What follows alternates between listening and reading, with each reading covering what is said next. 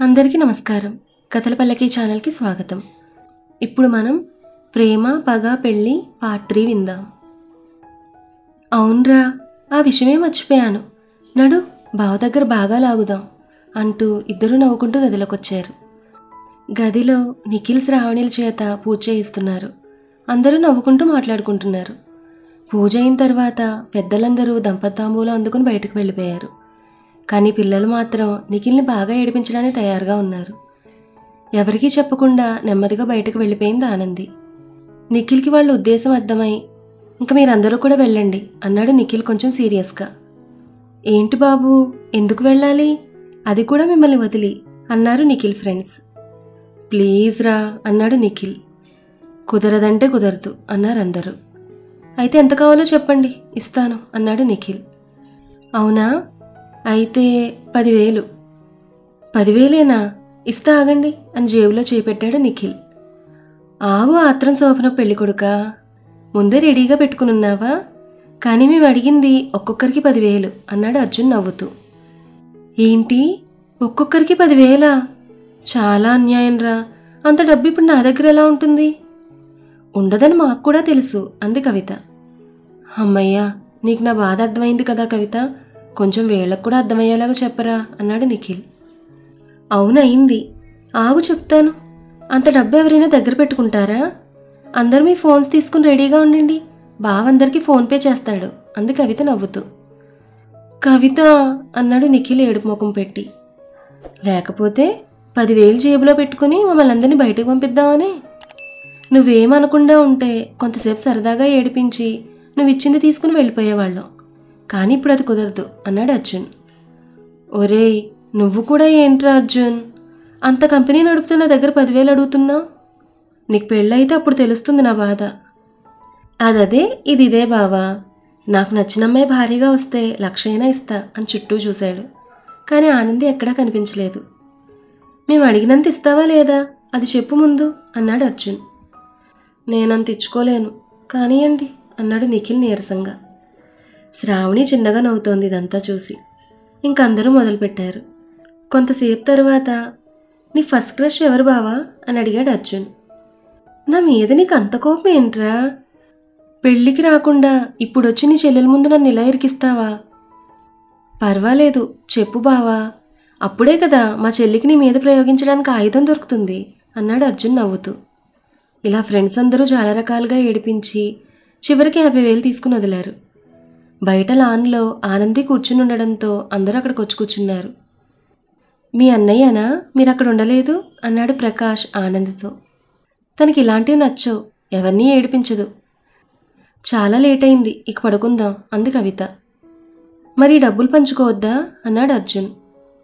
నేను మాట చెప్పినా మీకు అంది ఆనంది. చెప్పు అన్నట్లు చూశారు అందరూ. మీరు డబ్బును పంచుకున్నా 5,000 కంటే ఎక్కువ రావు. అదే డబ్బు ఎవరైనా అవసరం ఉన్న వారికి ఇస్తే వాళ్ళ అవసరం తీరుతుంది. ఏమంటారు ఫ్రెండ్స్ అంది ఆనంది. నువ్వు చెప్పాక ఇంక తిరుగుంటుందా బంగారం అంది కవిత. థ్యాంక్స్ వదినా. ఏంటి వదిన్నా అంది కవిత ఏడుపు ముఖం పెట్టి. ఇది ప్రేమతోనే, ఏడవకు అంది ఆనంది నవ్వుతూ. తరువాత అందరూ సరే అన్నారు ఆనంది చెప్పిన దానికి. ఆనంది చేతిని పట్టుకుని చేతిలో డబ్బు పెట్టి, అలాంటి వాళ్ళెవరూ నీకే బాగా తెలుస్తారు, అందుకు నువ్వే అందజేయ్ అన్నాడు అర్జున్. ఉదయమే వెళ్ళిపోవాలి కదా, అందరూ పడుకుంటాం అని వెళ్ళిపోయారు. కానీ ఆనంది మాత్రం అక్కడే కూర్చుంది. ఆనంది అక్కడి నుంచి కదలకపోవడంతో అర్జున్ తన పక్కన వచ్చి కూర్చున్నాడు. వెంటనే ఆనంది లేచింది వెళ్ళడానికి. ఆనంది చేయి పట్టుకుని కూర్చోబెట్టాడు అర్జున్. ఎందుకు నన్ను చూసి పారిపోతున్నావు? లేకపోతే వచ్చి కౌగిలించుకోమంటావా అంది ఆనంది కోపంగా. అలా చేస్తానంటే నేను కాదంటానా అన్నాడు అర్జున్ నవ్వుతూ 2 చేతులు చాపి. ఎందుకు నన్ను ఇలా ఏడిపిస్తున్నావు? నేను నిన్ను ఏడిపిస్తానా ఆనంది? ఆ మాటలకు కోపంగా అర్జున్ వైపు చూసి వెళ్ళిపోయింది ఆనంది. నువ్వంటే నాకు చాలా ఇష్టం ఆనంది, నిన్ను బాధ పెట్టి నేను మాత్రం ప్రశాంతంగా ఉండగలనా అని మనసులో అనుకున్నాడు అర్జున్. మర్నాడు త్వరగా తయారై బయటకొచ్చింది ఆనంది. చుట్టాలు స్నేహితులు దాదాపుగా అందరూ వెళ్ళిపోయారు. లత ఆనందిని చూసి, ఏంటి ఆఫీస్గా బయలుదేరావు అంది కోపంగా. అవునమ్మా, నీ కొడుకు పెళ్ళి అయిపోయింది, అందరూ వెళ్ళిపోయారు కూడా, ఇంక నేను ఆఫీస్కి వెళ్తాను అంది ఆనంది. లత ఏదో అనేలోగా అత్తా అంటూ వచ్చాడు అర్జున్. ఏంటి నాన్న ఇలా వచ్చావు? అమ్మ నీకు ఇది ఇమ్మని పంపించింది అని ఒక బాక్స్ ఇచ్చాడు. ఆ బాక్స్ ఓపెన్ చేసి, టైంకి పంపింది మీ అమ్మ, ఇవి కనిపించకే లేచిన దగ్గర నుంచి ఇల్లంతా వెతుకుతున్నాను. అలానే అమ్మ నన్ను ఇంత ఉదయాన్నే ఇక్కడ పంపింది అత్తా. సరే అర్జున్, అమ్మని త్వరగా రమ్మన్నానని చెప్పు అంది లత. అలాగే అత్తా. నేను ఆఫీస్కి వెళ్తున్నాను, ఫోన్ చేసి చెప్తాను అని ఆనంది వైపు తిరిగి, నువ్వు కూడా ఆఫీస్కేనా ఆనంది? రా నేను డ్రాప్ చేస్తాను అన్నాడు అర్జున్. చేసిన డ్రాప్లు చాలు అని కోపంగా బయటకు వెళ్ళిపోయింది ఆనంది. ఏంట్రా ఈ మధ్య నీ ఫ్రెండ్ నీ మీద చాలా కోపంగా ఉంటుంది అంది లత. ఏదో చిన్న కోపమే అత్తా, నేను ఇంక వెళ్తాను అని పరిగెత్తుకుంటూ వెళ్ళిపోయాడు అర్జున్. ఏం పిల్లలో ఏంటో అని తన పనిలో తను పడిపోయింది లత నవ్వుతూ. కార్ తీసుకుని బయటకు వెళ్ళేసరికి బస్టాండ్లో నిలబడింది ఆనంది. ఆనంది ముందు కారు ఆపి ముందు డోర్ ఓపెన్ చేసి కూర్చో అన్నాడు అర్జున్. ఆనంది ఏం మాట్లాడకుండా ఇంకోవైపుకు చూస్తూ నిలబడింది. రా ఆనంది, నాకు ఆఫీసులో మీటింగ్ ఉంది, లేట్ అవుతోంది అన్నాడు అర్జున్. అయితే వెళ్ళు, నేను ఏడ్చి నిన్న ఇక్కడ నా కోసం ఉండమని చెప్పలేదుగా. ఎక్కువ చేస్తున్నావు ఆనంది. అవునా? నేనా నువ్వా? నేను నీతో మాట్లాడాలి, రా వచ్చి కూర్చో. ఆ మాటలకు ఆనంది కోపంగా కొంచెం దూరంగా వెళ్ళి నిలబడింది. ఇది మారదు అని అనుకుని అర్జున్ తన కారుని ఆనంది ముందుకు తీసుకుని వెళ్లేలోపు ఒక కారు రావడం, ఆనంది ముందు ఆగడం, ఆనంది నవ్వుతో ఆ కారులో కూర్చుని వెళ్ళిపోవడం జరిగిపోయింది. కారు ఎవరిది అని చూశాడు అర్జున్. ఎవరితో తెలిసిన తర్వాత, ఒరే ఆర్య, వ్యాపారంలో పోటీ వచ్చినా ఊరుకున్నాను, కానీ ఆనంది నాది. తను సంతోషపెట్టినా బాధ పెట్టినా అది నేనే చేయాలి. నాకు దూరం చేయాలని చూస్తే మాత్రం నిన్ను విశ్వంలో లేకుండా చేస్తాను అని స్టీరింగ్ గట్టిగా కొట్టాడు కోపంలో. అమ్మా అన్నాడు చేతికి స్టీరింగ్ గట్టిగా తగలడంతో. నా ఎదురుగా నన్ను కాదని వాడితో వెళ్తున్నావు, చూస్తూ ఉండు నిన్ను నా దగ్గరికి ఎలా రప్పించుకుంటానో.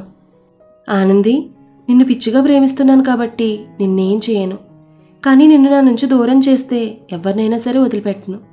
ఆర్యన్ అస్సలు వదలను అని కోపంతో ఫాస్ట్గా పోనిచ్చి ఆనంది ఎక్కిన కార్ని దాటించి వెళ్ళిపోయాడు అర్జున్.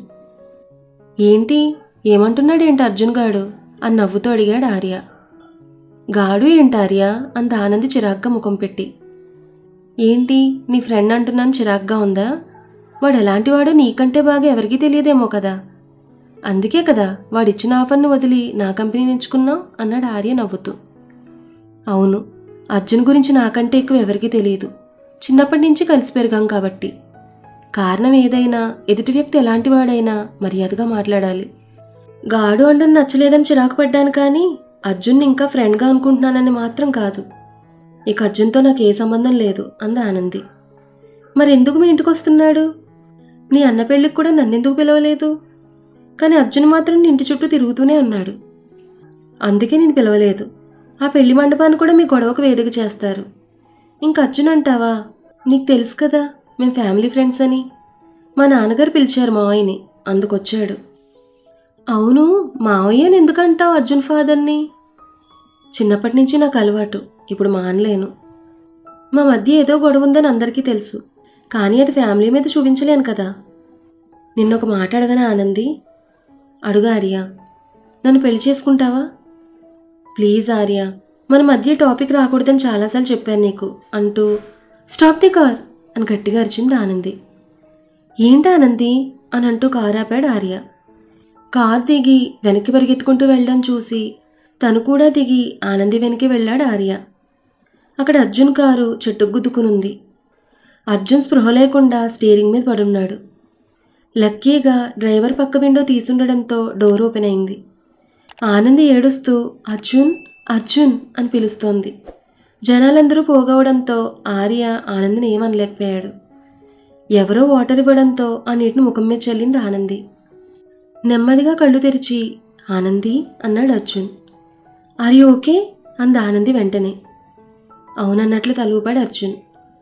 అతను బాగానే ఉన్నానడంతో గుమిగుండు వాళ్ళందరూ వెళ్ళిపోయారు. అర్జున్, ఆనంది, ఆర్య మాత్రమే మిగిలారు. కొంచెం వాటర్ పట్టి జాగ్రత్తగా డ్రైవ్ చేయాలి కదా అంది ఆనంది. ఏదో ఆలోచనల వల్ల అడ్డంగా వచ్చిందని చూసుకోక లాస్ట్ మినిట్లో పక్కకు తిప్పాను. డ్రైవింగ్ చేస్తూ ఆలోచనలేంటి, ఎంత ప్రమాదం తప్పింది అంది ఆనంది కోపంగా. నీ వల్లనే అంతా. నా వలన? అవును, నువ్వు నా కారు ఎక్కుంటే ఇలా జరిగేది కాదు కదా అన్నాడు బాధగా. ఆ మాట కోపంగా చూసింది ఆనంది. ఆ మాట విని రానంది అన్నాడు ఆర్య. నువ్వు వెళ్ళు ఆర్య, నేను వస్తాను అంది ఆనంది. ఆనంది, నువ్వు ఇక్కడ ఉండడం నాకు నచ్చలేదు. రా, అర్జున్ బానే ఉన్నాడు కదా, కారుకు కూడా ఏం కాలేదనుకుంటా. ప్లీజ్ ఆర్య, నేను నీ వెనకే వస్తాను, నడు. ఆ మాట కోపంగా వెళ్ళిపోయాడు ఆర్య. దిగు అని అర్జున్ని దింపి వెనక సీట్లో పడుకో అని కారులో కూర్చుంది ఆనంది. నువ్వు డ్రైవ్ చేస్తావా అన్నాడు అర్జున్. నువ్వు నేర్పిన విద్యే కదా, నీకు నమ్మకం లేదా అంది ఆనంది. అలా కాదు. మరి పడుకో అని కారు డ్రైవ్ చేసుకుని ఆఫీస్కి తీసుకుని వెళ్ళింది. కారు ఆఫీస్ ముందు ఆపి సెక్యూరిటీని పిలిచి కార్ కీస్ ఇచ్చి సార్ని జాగ్రత్తగా లోపలికి తీసుకెళ్ళు అని చెప్పి వెళ్తున్న ఆనందిని ఆగమని లోపలికి రా ఆనంది అన్నాడు అర్జున్. ఆఫీస్ వర్క్ ఉంది నాకు అని వెళ్ళిపోయింది ఆనంది. ఇదంతా పక్క బిల్డింగ్లో ఉన్న తన ఆఫీస్ రూమ్ని చూస్తున్నాడు ఆర్య. ఆ బిల్డింగ్ వైపు చూసి నవ్వి తన ఆఫీసులోకి వెళ్ళిపోయాడు అర్జున్. అది చూసి కోపంగా అటు ఇటు తిరుగుతున్నాడు ఆర్య ఆనంది లోపలికి వచ్చేసరికి. సారీ ఆర్య అంది ఆనంది ఆర్య కోపం చూసి. నాకు నీ సారీ వద్దు. మరేం కావాలి ఆర్య గారు కోపం తగ్గాలంటే అని అడిగింది ఆనంది. నువ్వు అన్నాడు ఆర్య. అర్జున్ ఆర్య ఇద్దరూ ఆనందిని ఇష్టపడుతున్నారు. మరి ఆనంది ఎవరికి సొంతమవుతుంది? ఈ విషయాలన్నీ కూడా మనం నెక్స్ట్ ఎపిసోడ్లో తెలుసుకుందాం. ఈ కథ మీకు నచ్చితే లైక్ చేయండి, షేర్ చేయండి. అలాగే మన కథల పల్లకి ఛానల్ని సబ్స్క్రైబ్ చేసుకోండి. ధన్యవాదాలు.